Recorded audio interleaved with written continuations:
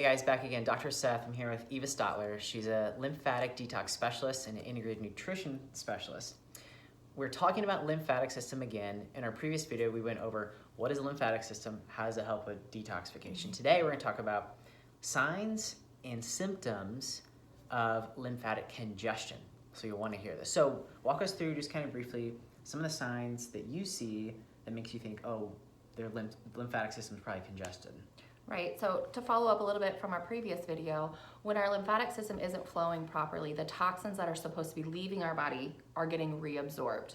So then we get all these signs of toxicity, and those can be anything from acne, eczema, skin flare-ups, to headaches, weight gain, bloating, and even just stiffness and achiness in the body. Because when the lymphatic system begins to swell and get congested, it also puts tension on the fascia.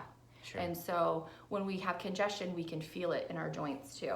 Yeah, so a lot of musculoskeletal stuff. So aches, pains, it could be like back pain even. It really headache, can neck be, pain.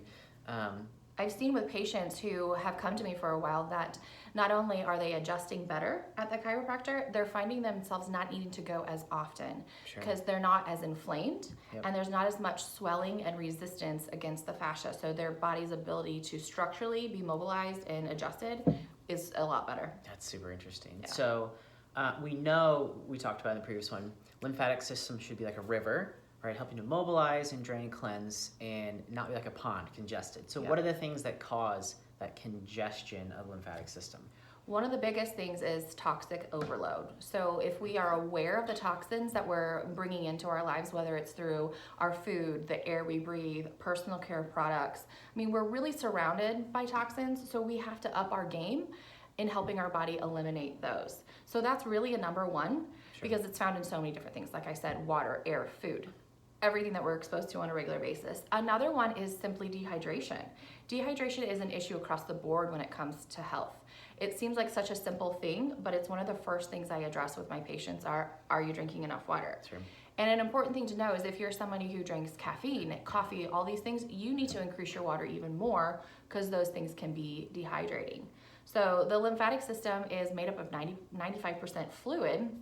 And so if we need that fluid running like a river, like we said, we have to be fueling our body with enough water. When we're dehydrated, it gets dried up and that river can't flow like it should. So hydration is huge. Movement is really vital. So like we talked about in the previous video, we talked about our blood system, our vascular system. Our heart pumps the blood. So the heart pumps the blood and it feeds our cells. The lymphatic system cleanses the cells.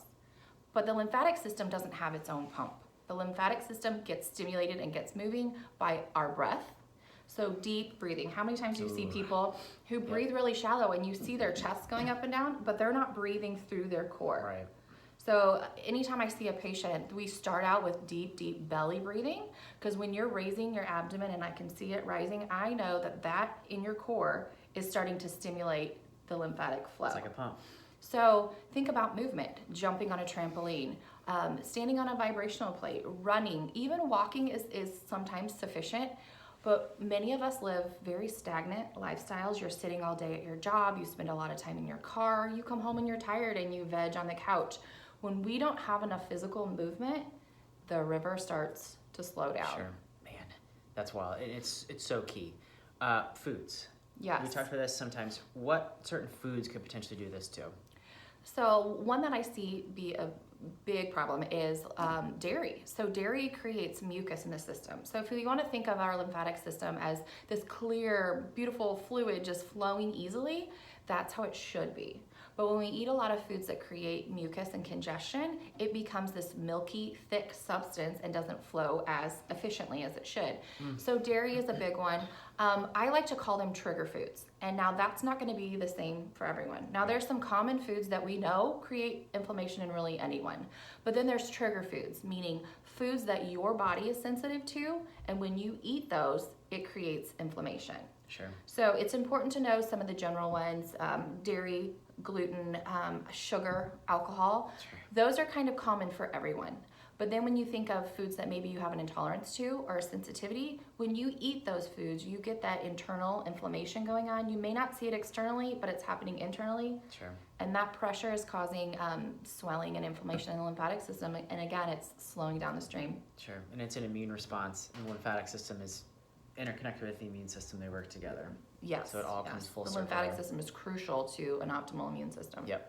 So that's signs and symptoms of congestion. What causes it? So that's another video. We're going to have more coming up on lymphatic system, how to help you guys detoxify at home.